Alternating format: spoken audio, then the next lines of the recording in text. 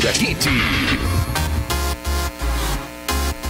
14h58. Daí você curtiu o Léo Santana, 10 Beijos de Rua. Também tivemos Gustavo Mioto, Jorge Mateus, Anti-Amor, mais uma aqui do nosso Mistura, para quem está sintonizado aqui na nossa programação. Como prometido, né, estamos aqui já com a presença do neuropsicólogo Dr. Michael Seredenic, ele que atende aí na Clínica Medsono de Santarém, todo mês atendendo também aqui no município, e hoje estamos aqui para abordar um assunto que é polêmico e que é importante. Alan Ferreira também está aqui junto com a gente, vai acompanhar e participar da nossa programação, da nossa entrevista.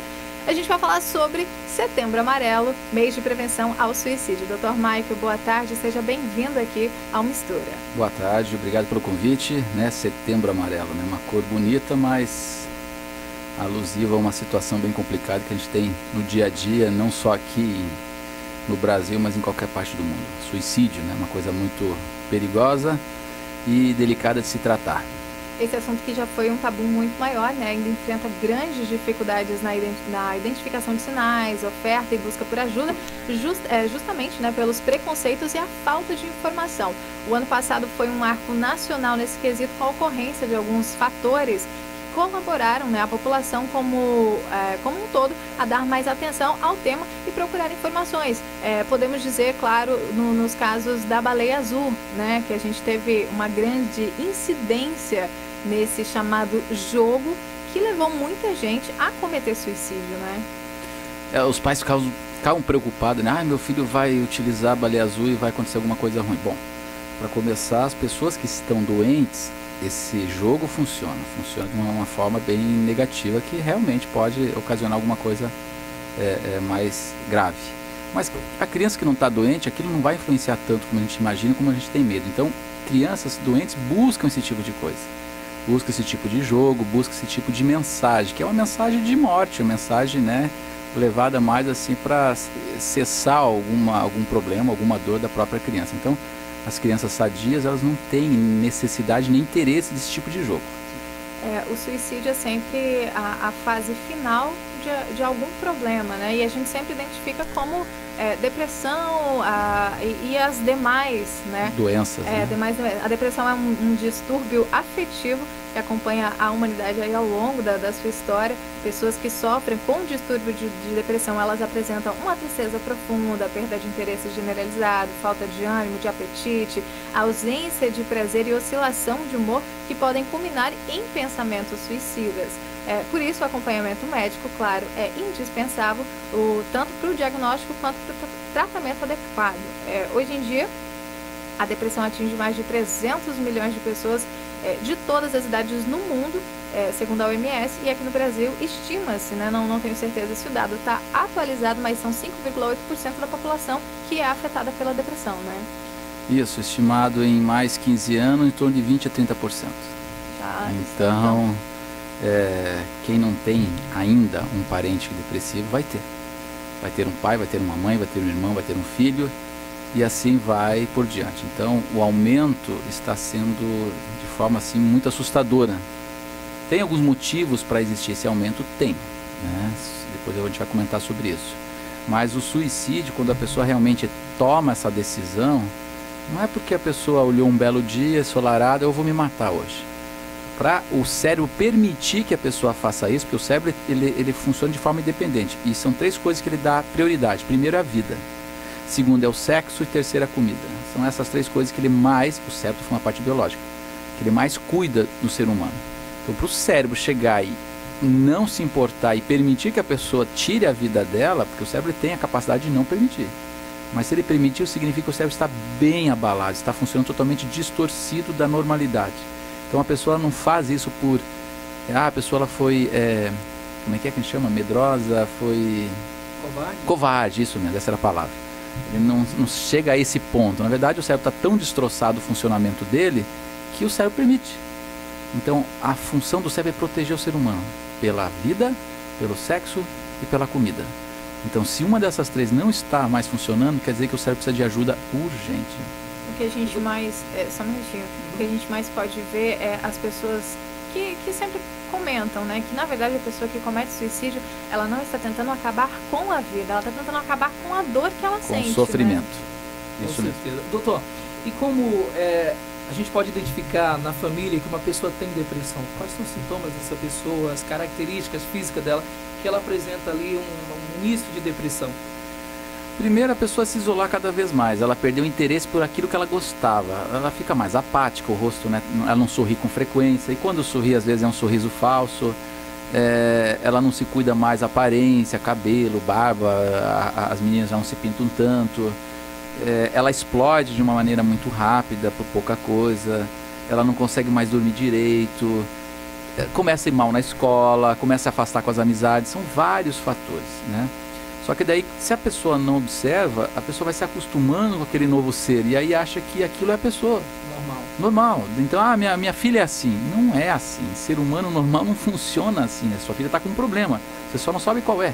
Então, ser humano normal se relaciona com o outro. Ser humano normal sorri à vontade. Ser humano normal dorme bem, acorda bem. Ser humano normal come bem.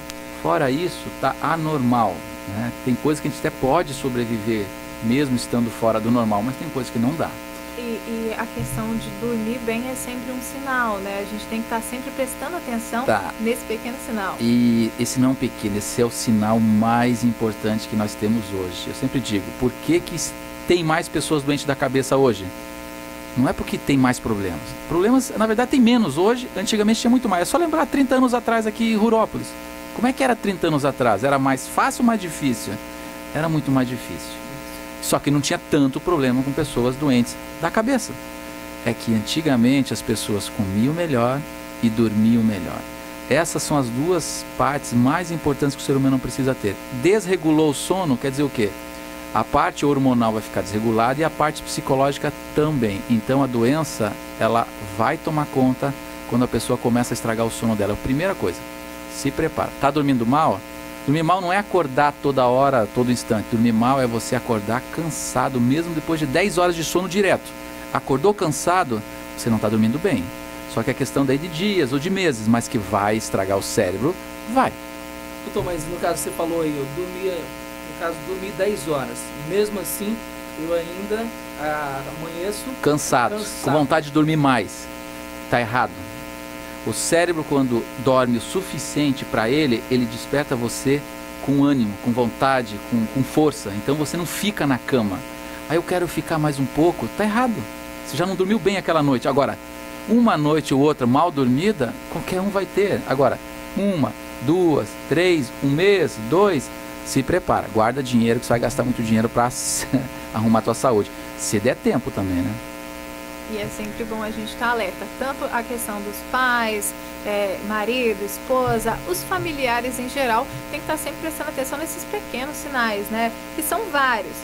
O senhor já tinha comentado, apatia, falta de motivação, medos que antes não existiam, que são alguns sinais da depressão, dificuldade de concentração, perda ou aumento de apetite, alto grau de pessimismo, indecisão, insegurança, a insônia, falta de vontade de fazer atividades que antes causavam prazer, sensação de vazio, irritabilidade, raciocínio mais lento, também tem o esquecimento, ansiedade e angústia. São vários os sintomas, né? Então, nunca vai aparecer somente um.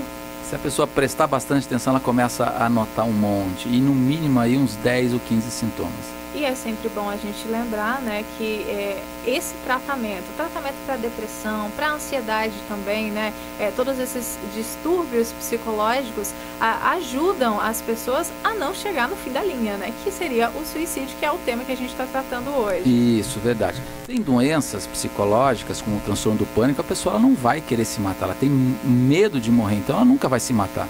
Já outras, transtorno de personalidade, esquizofrenia, a depressão, o transtorno bipolar, o risco do suicídio é alto para esse tipo de doença. Então, não quer dizer que todas as pessoas que estão doentes de alguma maneira da cabeça, né, da mente, do cérebro, vão tentar a morte. Não, são algumas doenças realmente que mudam o sistema cerebral, que é essa parte de cuidar da vida. Então, porque cada parte do cérebro é responsável por muitas coisas. E quando chega nesse ponto, nessa partezinha que o cérebro cuida da vida, e não são todas as doenças que afetam essa parte, aí que é o risco muito grande. Tá? Eu tenho um transtorno de ansiedade. Essa pessoa, ela não, o risco de tirar a vida é mínimo, porque realmente esse tipo de doença não afeta esse lado do cérebro. Agora, outras que eu expliquei, sim. Doutor, e existe alguma técnica, né? Não sei nem como é que eu posso expressar, para que eu possa entender, assim, a gente possa praticar isso em casa para poder amenizar essa situação, ou só o tratamento junto ao médico? Quando a pessoa chega ao ponto de estar doente, não existe técnica milagrosa.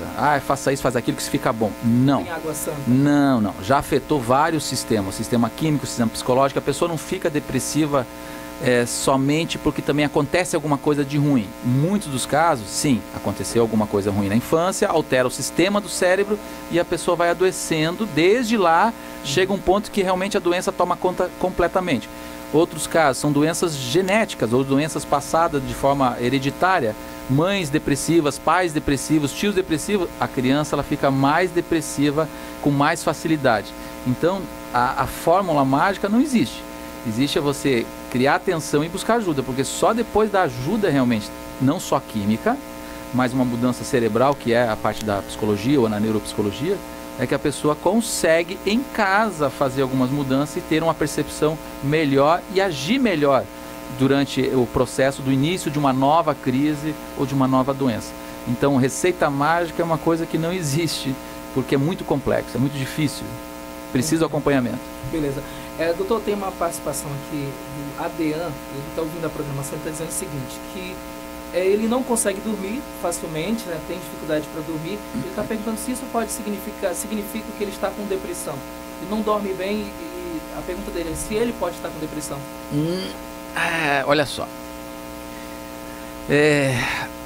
Quando afeta o sono, a pessoa ela começa a apresentar esquecimento. Ele já vai lembrar que ele também tem esquecimento. Vai afetar a parte da concentração na escola, ele não começa a render mais, ele começa a olhar o que a professora está explicando e o pensamento ele vai para vários lugares. Ele começa a ficar mais irritado, impaciente, inquieto, desanimado. Isso são sintomas depressivos, mas pode ser que não seja. A alteração do sono gera tudo isso. Só que se esse sono não for regulado, a parte funcional do cérebro começa a cair e ele começa a ficar fraco, na verdade, e adoecer ou por uma depressão, ou por um transtorno de pânico, ou por um transtorno de ansiedade, qualquer outra doença. Então a primeira coisa a fazer é corrigir o sono. Só que o sono, ele tem várias fases, são 4 fases no sono.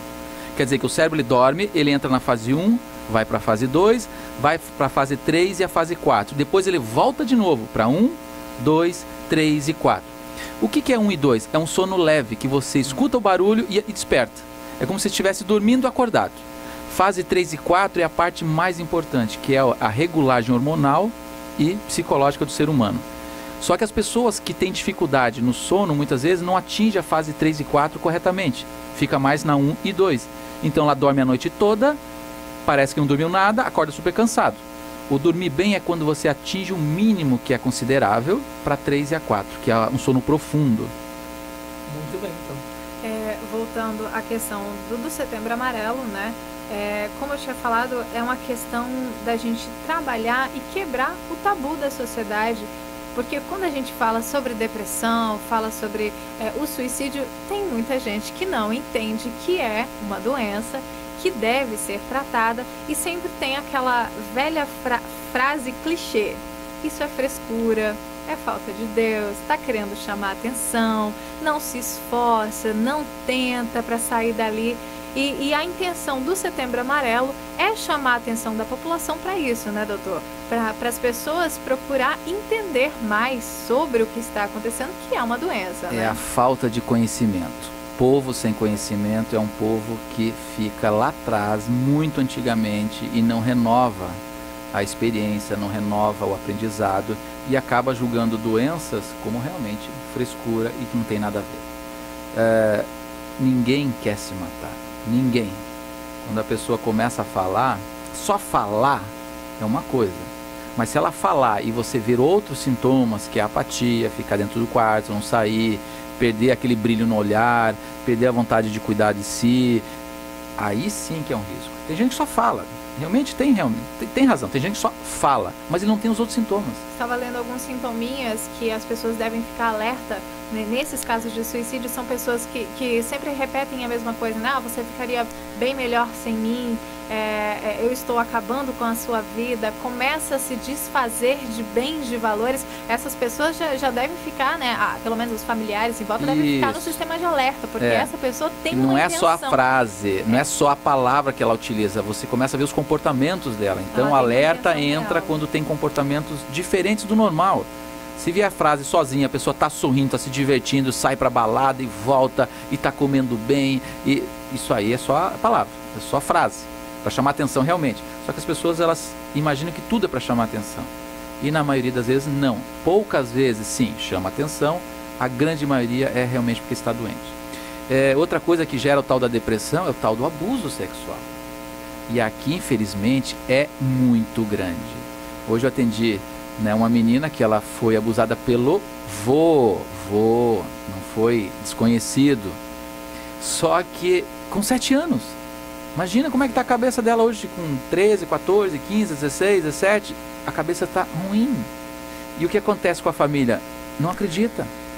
A família acha que uma criança de 7 anos teve uma relação com um adulto barbado porque ela quis.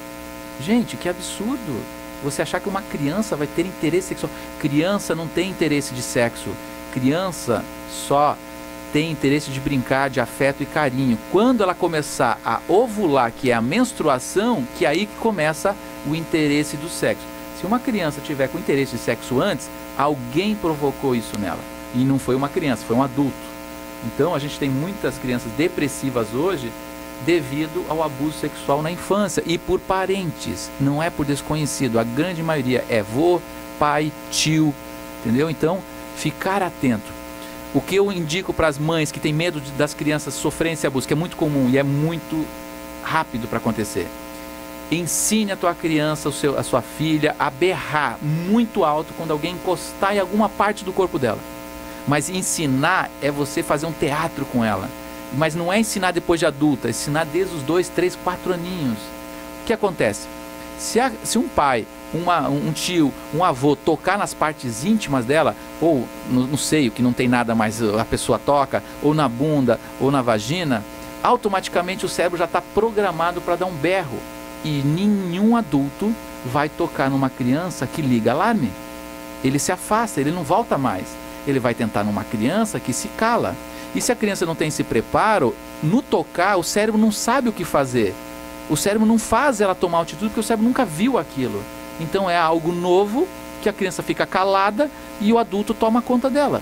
Depois que ela percebe que é errado, ele começa a ameaçar a criança. Então a criança começa a ter medo de algo pior que possa acontecer com ela, com a mãe dela e com as irmãs dela. Então ensine as suas crianças, faça um teatro para que quando acontecer, e pode acontecer, ela já no ato, ela consegue evitar isso e é um cérebro saudável na verdade. O trauma não vai ser a tentativa, o trauma vai ser muito o acontecimento. Muito bem. Doutor, você falou algo bem interessante, que é essa questão do abuso, né? Principalmente das crianças. Como que o pai ou a mãe, no caso, ele pode identificar que essa criança está sendo abusada? Isso, muito bom. A criança vai mudar o comportamento. A criança começa a ter medo. A criança começa a evitar em lugares que ela foi. A criança começa a evitar. Ela adorava o avô e a avó, não vai mais. Você começa a ficar atento essas diferenças de comportamentos. Ela começa a evitar lugares que ela gostava, começa a ter medo de ficar sozinha, começa a ter medo de dormir sozinha, começa a cair o rendimento às vezes na escola, ela começa a chorar, ela começa a perder às vezes o brilho para brincar. Isso é um sinal de alerta. E a carga emocional é muito grande, né? No abuso infantil, é para uma vida toda, não só, né, no abuso infantil, mas qualquer pessoa que é abusada sexualmente tem uma carga emocional muito grande, porque ela passa a confiar menos nas pessoas, tanto conhecidas quanto desconhecidas, né? E isso acaba gerando muito, eu não sei a palavra certa, mas isso pode não, com certeza vai desencadear um estrago na vida dessa pessoa. São doenças que ela vai ter, são doenças de transtorno de pânico, é a doença da depressão, é a dificuldade de conseguir emprego, é a dificuldade de se relacionar com o marido bem, de ter uma relação sexual agradável, é a dificuldade de cuidar dos filhos. Tudo isso decorrente de um abuso lá atrás. E o que a gente, pelo menos eu, né, nas minhas redes sociais, eu acompanho muitas mulheres falando sobre essa questão de abuso, de ter sido abusada sexualmente e não conseguir, né, se recuperar totalmente dessa, por mais que façam tratamento, que busquem fica a sequela. Ajuda, sempre fica uma sequela, não consegue se entregar totalmente ao marido, não consegue se dedicar à família, e é complicado, né? E é sempre bom a gente falar sobre isso. E às vezes a mulher ela não consegue ter relação com o homem, e ela acaba indo para a homossexualidade, porque todo mundo precisa de um carinho, de uma atenção, de ser amado, de ser reconhecido, até de uma relação sexual. Então essa mulher que cria um trauma muito forte e o cérebro bloqueia essa possibilidade de ter uma relação com o homem. A homossexualidade pós-traumática é comum. Então a gente começa a estudar, né, a pessoa, às vezes a homossexualidade dela, o comportamento, a gente encontra às vezes, muitas vezes, de onde vem isso, né? O que aconteceu para gerar aquilo. Estou despreparada. Com as calças curtas. Só quero frisar pro doutor que daquelas 3 partes lá eu só penso na comida, viu? Uau, que? Você falou lá, é o sexo, comida, e o outro é o sono. Não, né? primeiro é a vida. Né? O cérebro vai cuidar muito bem da sua... Você precisa cuidar da sua vida 100%. Para estar vivo, você faz as coisas. Então, vida em primeiro lugar. Segundo, sexo, porque vai projetar a vida, vai manter a vida. Terceira, a comida, que também vai manter a vida. Tudo em torno da vida, olha só.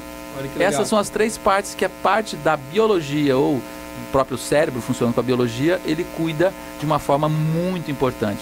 Mas daí tem paciente, doutor, eu não sinto mais vontade do sexo. Eu tenho lá com meu marido, mas eu olho para ele e não sinto nada. Já desregulou essa parte, que é a libido, que a gente chama de libido baixa. Então a pessoa acha, eu não amo mais meu marido, não sinto prazer, não sinto vontade. Afetou a parte do cérebro. E são várias partes. Quando afeta a parte da vida, aí que é o perigo, né? Que a pessoa realmente tira a vida, não para chamar atenção. Como diz, tem gente que tem trauma de trovão. Mas realmente para acabar com o sofrimento. E aquelas pessoas que se cortam, que cortam o braço. Essa parte também é interessante a gente falar, né? É uma depressão. É uma busca que a pessoa tenta para controlar o que ela sente, né? Isso, como a dor interna é tão grande, é toda hora, todo dia, quando ela corta o braço dela, o cérebro desvia a atenção daquela dor interna e começa a olhar o sangue, começa a olhar a dor, que sente dor. Aí é como se fosse um alívio para aquela dor interna, então é um alívio naquele momento. Só que daí o alívio acaba e volta a dor interna de novo. Aquela angústia, aquela sensação de que nada vai mudar, aquela sensação de tristeza absurda. E ele vai cortar de novo, vai cortar de novo, vai cortar de novo, até que não funcione mais e ele tira a vida. Eu perdi um paciente assim, 15 anos, lá em Uruará. Quando ele chegou pra gente, ele estava se cortando já há muito tempo. Então, ela iniciou o tratamento. No 3º mês do tratamento, que era um tratamento com remédio e junto comigo, para reprogramar o cérebro dele, ele já havia se cortado muito e continuava se cortando. Então, é muito rápido isso. E às vezes o tratamento não dá tempo de melhorar a parte química e nem a parte psicológica. Então ele tinha parado de se cortar por 1, 2 semanas e teve um episódio, um acontecimento que afetou muito ele, né? Um acontecimento na casa dele, que ele simplesmente pegou uma corda, que estava sozinho, né? Não tinha ninguém na casa dele, pendurou na garagem e se enforcou. E é por isso que é sempre bom a gente falar sobre depressão, falar sobre suicídio. Para quê? Para que as pessoas que apresentem os primeiros sintomas, para que elas busquem ajuda médica, que elas não encarem isso como algo, como frescura, porque muitas vezes acontece, a pessoa está sentindo alguma coisa que não é normal e ela fala, não, isso é frescura, isso vai passar, é só um mau dia, e isso vai acumulando, né? Até chegar nesse ponto que o tratamento em si já não consiga surtir o efeito. Porque o tratamento é mais demorado. Regular o cérebro é a pior parte que o ser humano tem para regular, porque é muito complexo, não é uma coisinha, toma um remédio, resolve tudo. Tem gente que entra no consultório, doutor, tem um remédio para isso. Não, primeiro eu não trabalho com remédio, eu trabalho com o teu sistema operacional. Segundo, um remédio para resolver tudo nunca existiu e nunca vai existir. São vários remédios, porque cada remédio atua numa parte do cérebro, com um tipo de neurônio, um tipo de neurotransmissor. Então é uma gama de remédios. Aí o paciente fala, não quero tomar tudo isso. Não existe. Às vezes precisa de 5, às vezes precisa de 10 remédios, dependendo do caso. Outra questão, quando o paciente está muito ruim, ele mesmo não consegue fazer esse processo de falar ou de buscar ajuda. Ele precisa de alguém externo, porque ele não tem mais força, ele não tem nem esperança. Como ajudar essa pessoa, doutor? Então, aí que tá, familiares. Só que os familiares, além da falta de conhecimento, é a falta de costume de olhar para o filho, de olhar para a mulher, de prestar atenção que ela está tendo. A gente não tem esse costume. A nossa sociedade ensina a gente a trabalhar. Desde pequenininho a gente trabalha, né? Trabalho é importante, claro que é. Mas quando volta em casa, a pessoa não gasta o tempo com a família, não conversa. Aí entra o celular, que realmente tira o tempo de todo, não só dos jovens. Ontem dei uma palestra para professores, foi uns 100 professores lá em Uruará. Simplesmente eu falei para eles que eles estão dando aulas medíocres, são aulas horríveis, que nem eles aguentam dar essa aula. Imagine um aluno assistir essa aula.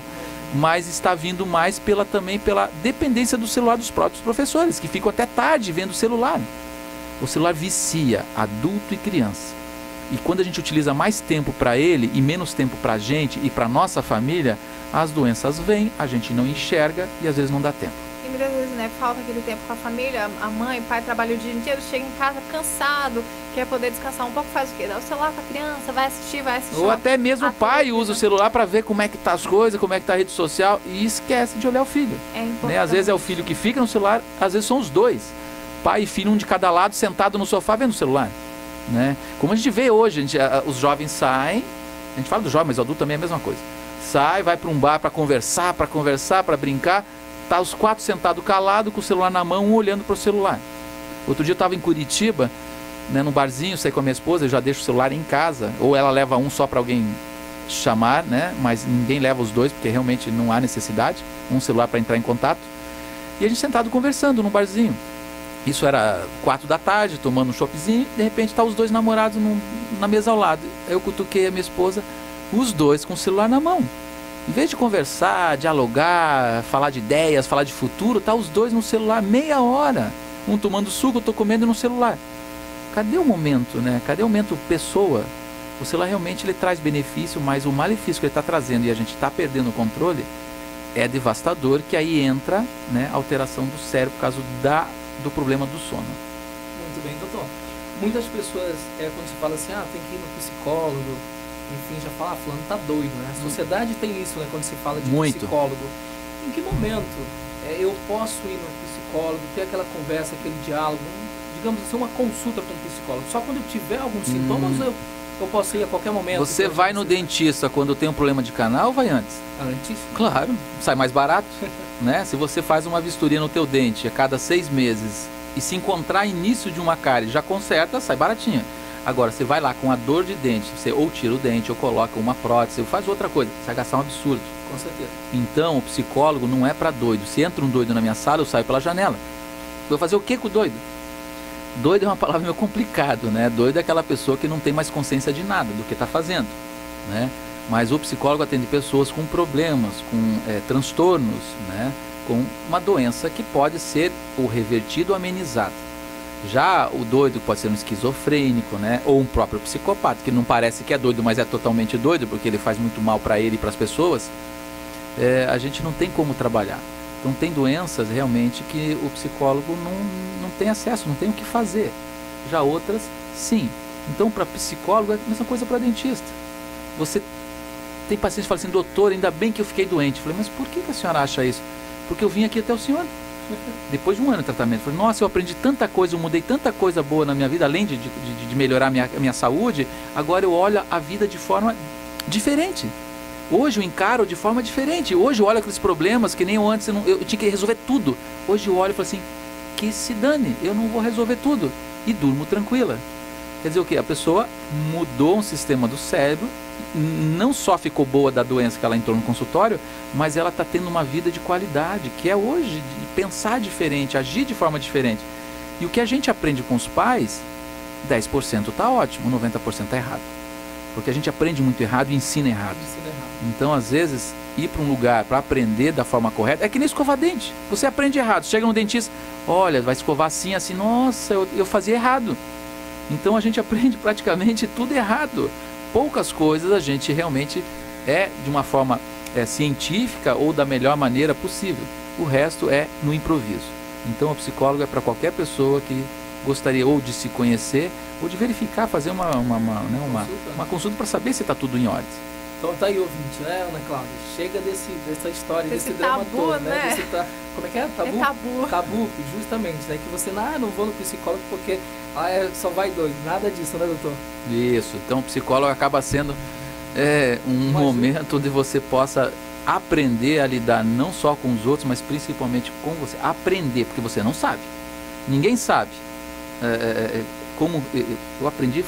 Desde os 14, na verdade, eu tenho esse contato com a psicologia, com a neuropsicologia, desde os 14 anos. Então eu aprendi cedo como funciona.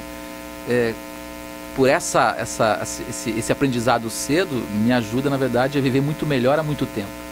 Então não deixe muito tarde você aprender coisas importantes para você. Quanto antes, melhor para você e para sua família. O Alan tinha me passado a informação antes que aqui no município, o senhor falou sobre esquizofrenia, né? Aqui no município está tendo um alto índice do uso da medicação de esquizofrenia, né? Com relação ao suicídio, como é que funciona? As pessoas esquizofrênicas têm alto índice de suicídio? Quais as informações? Porque a gente ouve falar muito sobre a depressão, mas a esquizofrenia certo. Só que uma pessoa depressiva, ela pode ter episódios esquizofrênicos. Mas não é esquizofrênica ela tem episódios. A doença ela é tão grave naquela pessoa que ela cria episódios, momentos, meses, que ela começa a sentir essa esquizofrenia. Mas depois que é controlada a própria doença da depressão, aquilo some. Quem é esquizofrênico de manhã, à tarde e à noite. Então a medicação que é dada muitas vezes é para aquelas pessoas que estão tendo esses momentos de esquizofrenia, mas ela não é. Depois que controla, depois que melhora, acabou. É que o quadro da depressão está tão agravado. Isso, que gera esse quadro, esses momentos, picos de esquizofrenia, que são coisas que você ouve coisas, vê coisas e faz coisas como se tivesse sido mandada por alguém. Nossa, aquela voz mandou eu matar tal pessoa. Né? Tá louca, que é o que o pessoal usa. Então ela está ouvindo vozes, vendo coisas e fazendo as coisas conforme aquela voz comanda. Mas ela não é esquizofrênica. Então ela tem episódio por causa da própria depressão que está muito grave. E aí sim, a medicação é importante para esse pico. E depois vai ser retirada e ela não tem nenhuma sequela, ela não vai ficar esquizofrênica. A pessoa nasce esquizofrênica e morre esquizofrênica. Ok, o senhor tem algo mais a nos informar nessa tarde, a trazer mais informação antes da gente finalizar? Bom, pedir para que vocês realmente tomem ciência, né? Aprendam mais coisas, busquem mais informação. A gente vê muito o celular, se você for olhar, você vê tanta porcaria que não serve para nada. Se você for lembrar, meu Deus, o que eu aproveitei do celular semana passada? Você não lembra. Então a gente gasta muito tempo vendo coisas, mas não aprendendo coisas. Então, aprender de si. Quando a gente vai abrir uma empresa, a gente começa a pesquisar sobre a empresa, sobre o produto que a gente vai vender, aonde a gente vai vender, a comunidade, porque a gente vai vender. Então a gente começa a fazer um estudo da empresa que a gente quer, né, investir. Só que a empresa maior é você mesmo. Porque se você está bem, tudo que você faz melhor. Mas se você não está bem, tudo que você faz pior. E se tem um bom emprego, você perde. Se você tem uma boa empresa, você quebra. Mas a empresa maior, então, é você. Busque conhecimento, estude. Né? Não gaste só tempo com outras coisas, ou com o tal do Facebook, o tal do Instagram, o tal do WhatsApp. Estude, né, como funciona o sistema do ser humano, como pode educar teus filhos para ser um filho melhor, que só dá comida, roupa, casa, celular para um filho, na verdade não educa nada. As atividades físicas, doutor, ajudam nesse caso? A atividade física ajuda em todos os casos. A atividade física é importante para qualquer um, desde adolescente até idosos, porque ele faz um funcionamento melhor, não só do cérebro, mas também da parte da resistência, do sistema biológico. Então a atividade física é de suma importância. Sem falar também da liberação da endorfina, adrenalina, outras coisas, né? Então ela é também um regulador, essa atividade física. Mas tem que ser uma atividade física regular, não esporádica. Esporádica não serve para nada. Agora, regular, ou todo dia, ou 3 vezes por semana, aquela quantidade de hora, o cérebro entende aquilo como benefício. Hoje eu faço 3 horas, amanhã eu faço meia, daqui 3 dias eu não faço mais nada. Isso não é uma atividade física regular. Não precisa ser algo tão extremo, não, né? Caminhada, uma caminhada, uma corrida. Isso, você dá uma corrida de 2, 3 minutos, dá uma caminhada de 10, dá uma corrida de 2, 3 minutos, acabou. Você o importante é aumentar o batimento cardíaco, porque essa parte cardiovascular do exercício é a coisa mais importante que tem, aumentar o batimento. E isso é uma corrida, você dá uma corrida até você não aguentar mais, não precisa correr meia hora, corre 1 minuto, o máximo que você puder, e caminhe 5, caminhe 10, daí corre mais 1 minuto até não aguentar mais, caminhe 5, caminhe 10, você aumenta o batimento cardíaco. Isso, o cérebro trabalha quando ele percebe esse batimento cardíaco acima do normal, ele começa a liberar alguns hormônios, né, e que traz saúde para a pessoa e muito mais longevidade. Muito bem, essa é uma pergunta de um ouvinte do Lucas, sentido Santarém, está perguntando se as atividades ajudam nesse quesito. Então tá aí a resposta, já ajudou. Ajuda sim. Ajuda muito. Alimentação saudável. Alimentação correta, saudável. Eu estou comendo arroz, feijão e carne e salada. Tá errado. Você só come isso, tá errado. Né? Então é alimentação correta, saudável e correta. Quer dizer o quê? Combustível. Carro precisa de gasolina. Se você der óleo diesel, você estraga aquele carro que funciona a gasolina. Então você precisa saber quais são as alimentações regulares que você precisa ter. Só que a gente come só um tipo de comida. E só um tipo de comida te dá aquilo que você come todo dia, mas falta muito mais. Então buscar conhecimento. O que eu preciso comer? Hoje eu fui pegar uma marmita ali no restaurante, a mulher quer arroz. Não como arroz. Arroz faz mal. Eu não sabia, eu achei que arroz fazia bem. Não faz bem, faz mal. Eu não sabia. O que come no lugar do arroz? Macaxeira. Porque carboidrato o teu corpo precisa, porque é o combustível, a energia que você tem para movimentar os músculos é carboidrato. Só que o carboidrato do arroz, ele é maléfico, ele faz mal para o teu organismo. Você troca por macaxeira, que também é carboidrato, só que o sistema funcional do corpo ali utiliza de maneira diferente. Então são coisas que a gente pode substituir e melhorar o nosso rendimento. Quando você come certo, você fica disposto o dia todo, você rende, e as pessoas não sabem. Hoje, quando eu como um arroz na casa de um amigo que eu preciso comer, eu passo mal a tarde toda. Agora, quem come arroz todo dia não percebe, mas no momento que ele para de comer o arroz, começa a trocar por um alimento melhor, tira o macarrão, quando ele começa a comer de volta, ele passa mal. E é engraçado que quando a gente muda a nossa alimentação, quando a gente olha para certo tipo de alimento, a gente não sente mais aquela vontade de comer. Depois de 30 dias, você não quer mais comer. Não quer. Então, é difícil largar do arroz. Mentira. Combine com o teu cérebro. Vamos fazer uma aposta. Em 30 dias a gente vai ficar sem comer o arroz. Depois a gente come todo o arroz do mundo. 30 dias passa rápido. Então, para o teu cérebro adotar uma aposta de 30 dias, ele vai aceitar. Agora, vou ficar pro resto da vida sem arroz. Teu cérebro nem começa. Passou 30 dias, você não quer mais. Você para de comer. Então, faça aposta com você mesmo só por 30 dias. Se você quiser comer depois tudo de novo, pode. Mas você não vai conseguir, porque não tem mais o interesse. Já não é mais satisfatório. Não. Sei não, doutor, acho que eu tenho que passar no seu consultório. Você falando de arroz. É a pepira, Pepira. Então, doutor, muito obrigada pela sua participação por aqui, por todos os esclarecimentos e pelas informações também, que é sempre bom a gente levar informação para os nossos ouvintes, é sempre bom a gente lembrar da importância de falar sobre depressão, de falar sobre suicídio, e principalmente nesse mês de setembro que a gente está vivendo, né, o Setembro Amarelo, que é o mês de prevenção ao suicídio. Isso, eu fico agradecido e encantado de poder ajudar as pessoas. Pena que nem todas se deixam ser ajudadas, mas aquilo que a gente possa fazer para poder realmente trazer um momento de vida diferente, um momento melhor, não só temporário, mas o máximo possível, a gente vai fazer. Mas as pessoas elas precisam se permitir, né? Muitas não se permitem, não acreditam ou não buscam. Mas se fizerem isso, a vida dela melhora cada vez mais, né? Gradativamente. Então, fica o meu agradecimento e minha orientação. Cuide da sua saúde e de quem está perto de vocês aí. E nós esperamos uma outra oportunidade para mais esclarecimentos por aqui também. Alain, muito obrigada pela sua participação aqui no nosso Mistura. E lembrando mais uma vez ao pessoal aí de casa que está nos ouvindo que essa entrevista foi gravada e ela vai ser transmitida através do nosso site e também na nossa página lá no Facebook. Se quiserem conhecer o Dr. Michael, né? Eu estou escondidinha, não estou aparecendo, só vai aparecer o Dr. Michael. Mas se o pessoal quiser conhecer, vai estar por lá. Gente, muito obrigada pelas informações. A gente vai seguindo por aqui o nosso Mistura.